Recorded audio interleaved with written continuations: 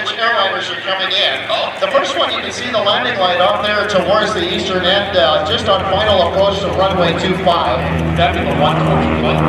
It is the one twinkling light, yes. Belonging to Flair Airlines, coming to us from Calgary. And I believe just over Chilliwack right now is our second Flair Airlines coming in from Edmonton.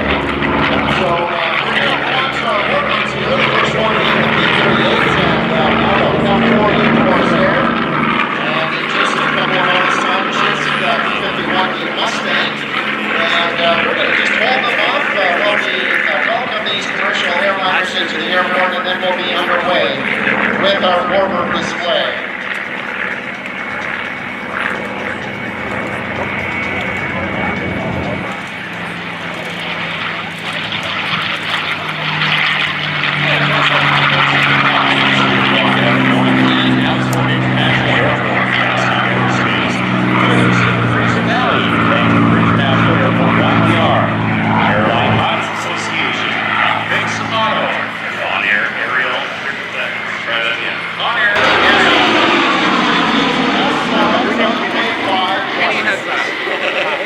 We were busy playing that stupid game. Welcome.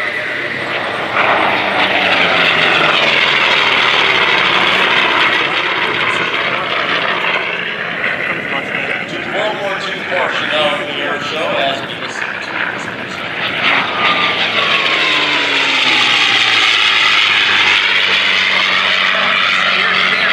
Erickson Aircraft Collection. Aircraft Collection started by Jack Erickson in 1983. Features over 20 rare aircraft, low flying condition, such as the P-38 Lightning that you just saw, P-51 Mustang that you just saw. They've got a KI-43 Hayabusa, the F-40 Corsair, which you just saw, the SPD Dauntless from a duck, and of course the P-72 Flying Fortress. Yeah, okay. And there's going to fly Premier Flying Collection. The museum features one of the top collections of vintage warbirds in the country. It offers a ride membership program called Soaring with the Warbirds. You can take a ride in World War II aircraft and experience history in flight. Top-notch pilots fly over areas such as Lake Billy Chinook, up close and personal with Mount Jefferson, Haystack Reservoir, I heard him on the radio this Smith Rock, or wherever you want to fly within their 20-minute time limit. Okay, Ken coming in from the left. They say they're 10 minutes behind. That's right. Let's listen to this, folks.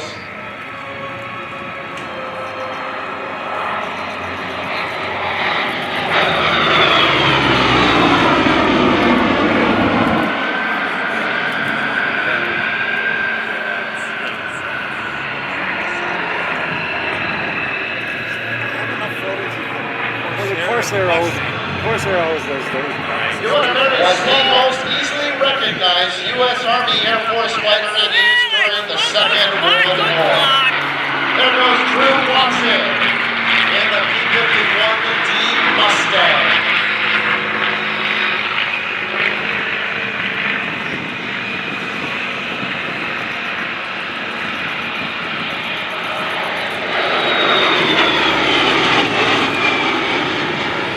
P-38 accounted for more Japanese aircraft losses than any other American warplane and was nicknamed the Fork-tailed Devil by the German Luftwaffe in the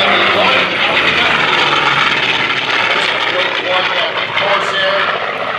Right, tell us a little bit about the Corsair. Love that machine. World War II Pacific Theater, the F-40 Corsair was the finest carrier-based fighter deployed by any Navy, as it was responsible for the destruction of 7,295 enemy aircraft in air-to-air combat, and in downing enemy planes. It achieved a kill-to-loss ratio of 11 to 1. That's a Good work on the bottom side of the P-51D Mustang. That particular Mustang, built under license to North American in 1944 by Australia's Commonwealth Aircraft Corporation in Melbourne, Australia. That aircraft actually participated in atomic bomb testing by the Australians after World War II and served 10 years as a target tow plane before falling into private ownership. Ended up being acquired by the Ericksons in 1980. I think that's the best sounding.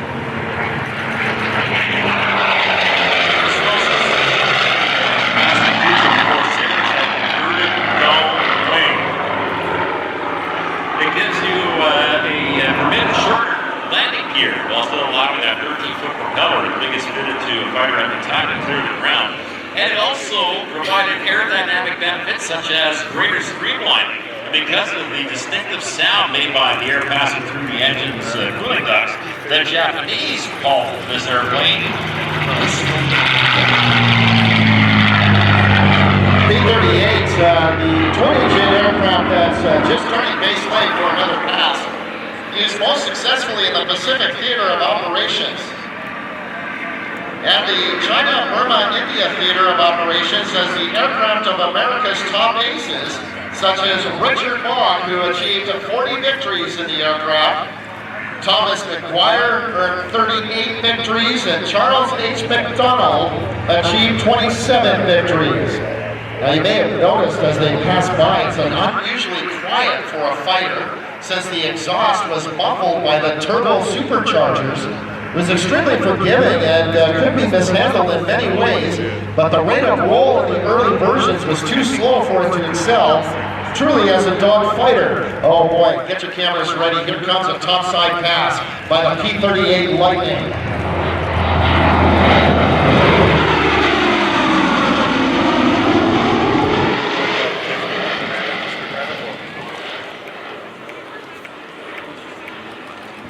As the Corsair comes up as a beautiful roll, you mentioned some of the pilots of the P-38, of course, the one for the Navy, the effort for Corsair was Captain Gray, the last Victoria Cross under World War II. I think he's going to have to get those things going a little faster. A lot of these aircraft, built and designed and built it.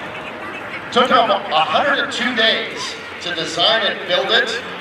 Cost them about $50,000 in 1930s dollars to get it built. A little bit more, like about $2 million more. Flying aircraft for personal use. If people want more information about the Pivotal, where should they go? They should head to pivotal.aero. That's our website. You can find out all sorts of things, including, if you want to, you can place an order for one. Okay. Now, I know that you have big ambitions for this vehicle, especially looking at the Canadian market. If it qualifies under the ultralight category, yes, you need to do a little bit of flight training to learn how to fly an ultralight, but what does that mean for that machine? Yeah, well, that's a big part of why we're here. We're, meeting with Transport Canada and trying to understand the best and safest path forward to bring this to Canada. But we do all sorts of training in-house.